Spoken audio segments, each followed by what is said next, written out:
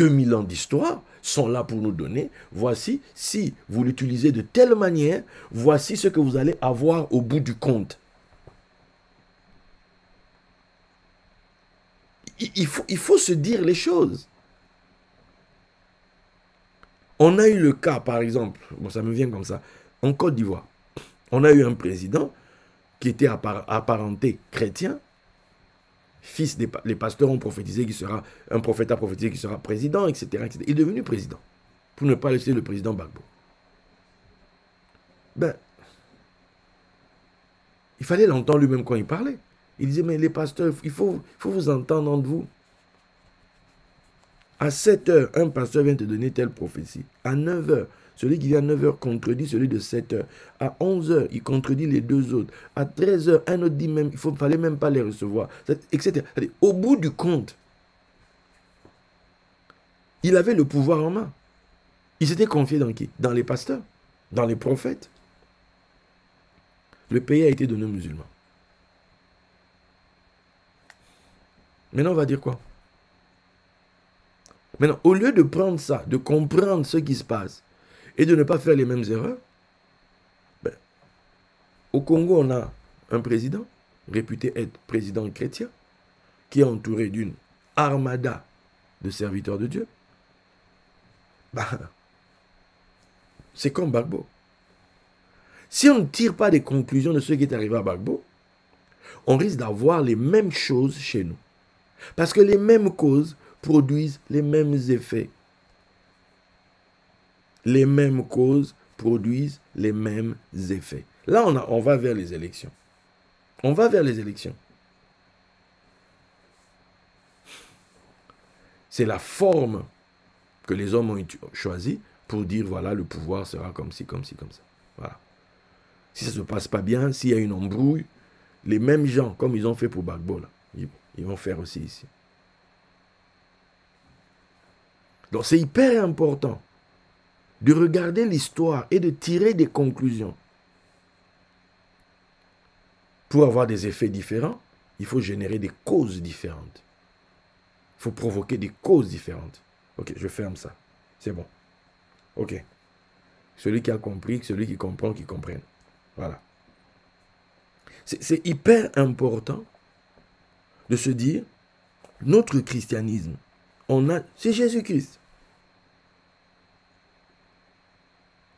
Il faut se dire, au départ, c'est un voile.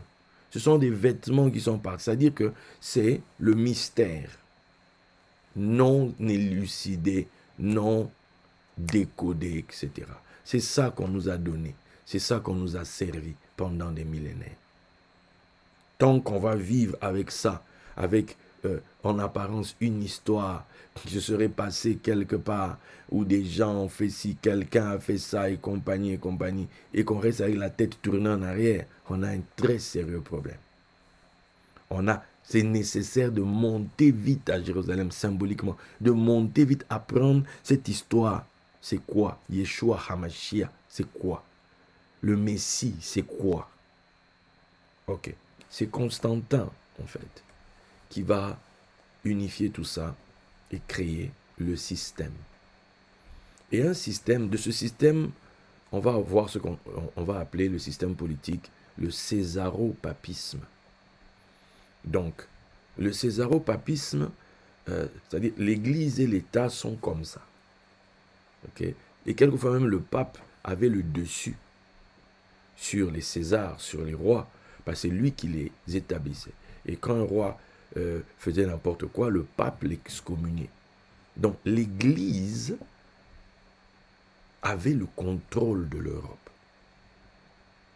L'Église avait le contrôle total, j'allais même dire du monde connu.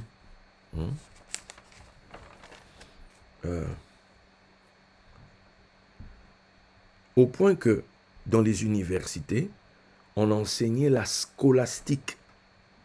Les gens allaient à l'université pour apprendre la scolastique pendant le Moyen-Âge. Dans le Moyen-Âge est le moment dans l'Occident où Dieu fait la loi sans partage sur tous les terrains politiques et idéologiques. sur les champs de bataille ou dans les universités, au bout de l'épée ou dans le silence de là où on écrit, là, du scriptorium. Ok? La raison est la domestique de la foi. La scolastique, c'est la philosophie développée et enseignée au Moyen-Âge dans les universités. Elle vise à concilier l'apport de la philosophie grecque avec la théologie chrétienne héritée des pères de l'Église. Donc, tu te retrouves à une époque de l'histoire, donc, où le monde occidental, le monde des dômes, domine. C'est-à-dire, tous les aspects de la société dépendent de la foi.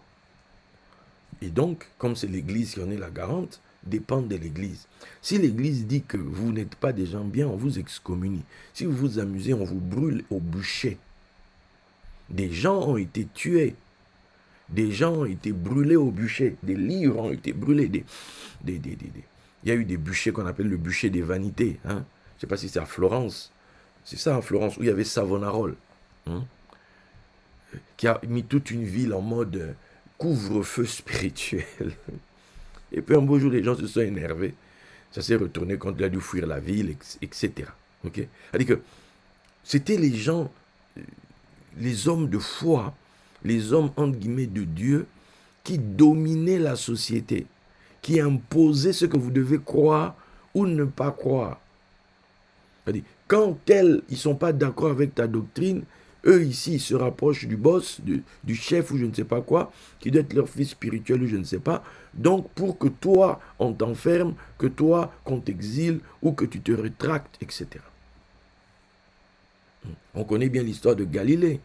Pourtant, elle tourne. C'est-à-dire que on va te faire... Toi, tu es scientifique, mais on va te dire, c'est ce que tu dis là, non, c'est le diable.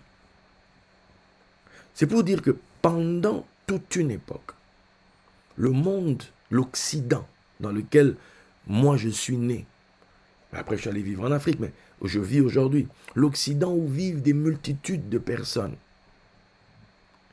Cet Occident où arrivent des migrants chaque jour.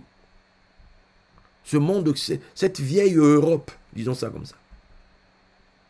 Ici, donc, il y a l'Angleterre et puis il y a forcément les États-Unis, puisque voilà, ok? Le Canada, tout ça. Le monde occidental. Ce monde occidental, dans sa racine, c'est l'Église.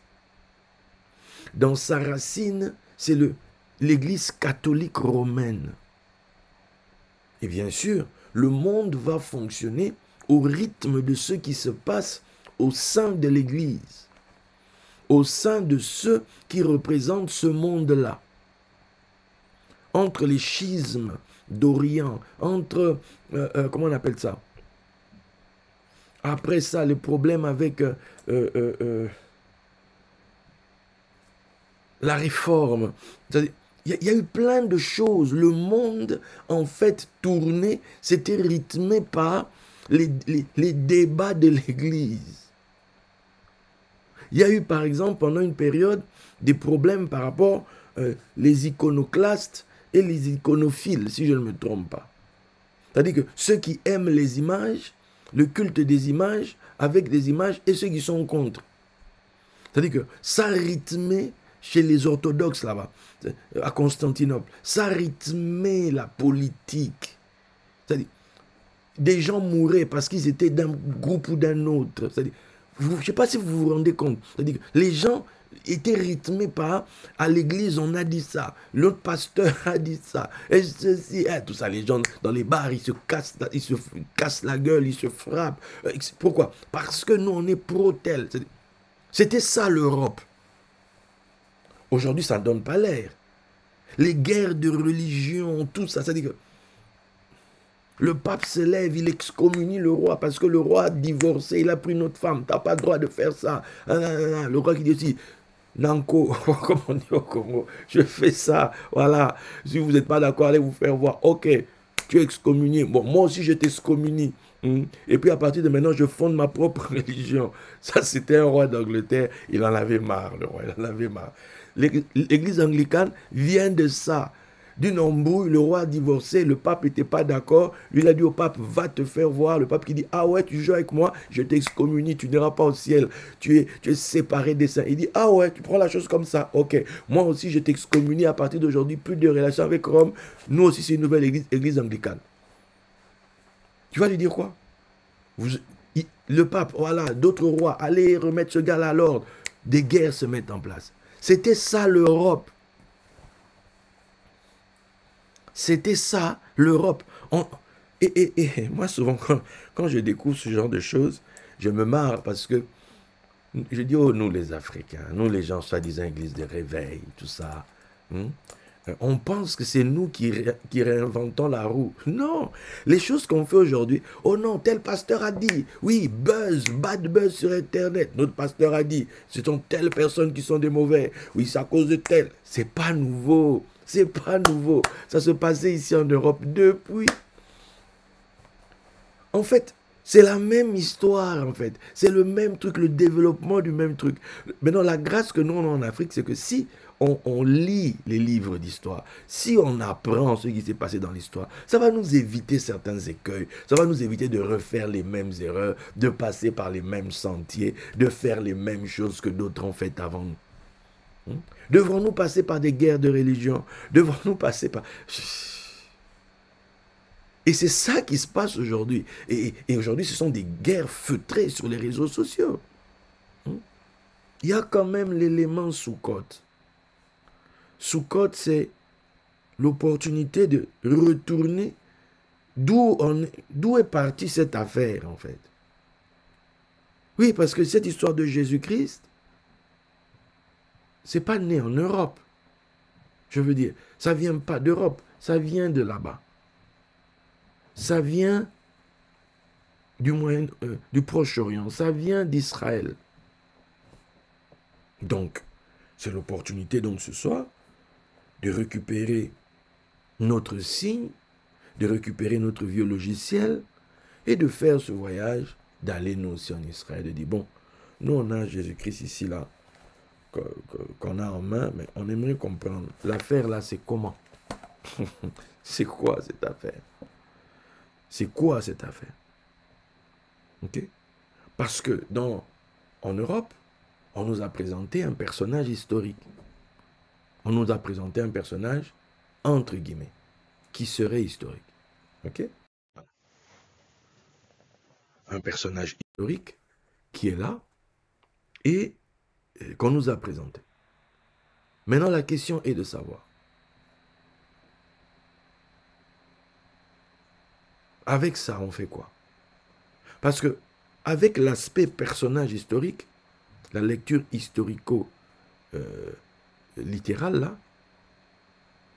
on a toujours la tête tournée vers l'arrière.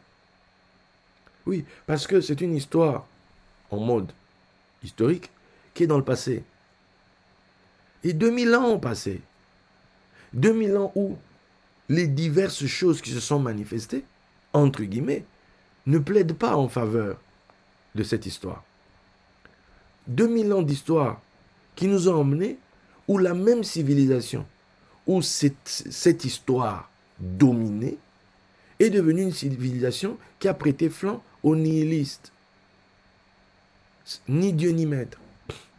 Qui a prêté flanc à l'athéisme. Etc. La même civilisation. Le même domaine. Les pères de ceux qui aujourd'hui veulent empêcher les gens de croire en Dieu, leurs pères, leurs ancêtres, leurs aïeuls, peut-être même qu'il y avait des prêtres dans leur famille. Et qu'à un moment donné, il y a eu des frocages en masse. Maintenant, comment est-ce que tu peux rester avec quelque chose qui, si on le met dans la trame chronologique, dans la trame historique, ce truc a échoué. Ouais. Parce qu'il faut le voir sur le long terme en Europe. Il faut le voir en Europe. La Bible nous demande d'ailleurs de toujours regarder la fin Ceux qui sont devenus à la fin de vos maîtres, la fin. Il ne faut pas se tromper sur le début tonitruant des réveils en Amérique latine ou en Afrique. Mais c'était la même chose en Europe. Ça s'est passé pareil en Europe. Il faut lire les livres d'histoire. Et les mêmes causes génèrent les mêmes effets. Il ne faut même pas se mentir. Puisqu'on voit les mêmes choses qui se passent aujourd'hui dans nos milieux dits de réveil, qui se sont passées en Europe, pas aujourd'hui, il y a longtemps, à l'époque de son développement. Cette manie d'empêcher les gens de réfléchir, cette manie d'empêcher les gens de s'extraire du texte littéral, et cette manie-là, ce n'est pas d'aujourd'hui. Ce n'est pas d'aujourd'hui. Donc, on ne peut pas faire comme si on n'avait pas déjà... C'est comme quand les gens font en médecine et compagnie pour qu'on puisse valider un protocole de comment on va soigner un cas ou je ne sais pas quoi. Il y a des choses qui ont été faites avant. Il y a des tests qui ont été faits, etc. Des expérimentations ont été faites pour ci, pour ça. Et au bout du compte, on va avoir une conclusion. Donc, on va décider de faire comme ci, comme ça. Mais si on doit avoir une expérimentation du logiciel Jésus-Christ dans le monde, mais on l'a en Europe.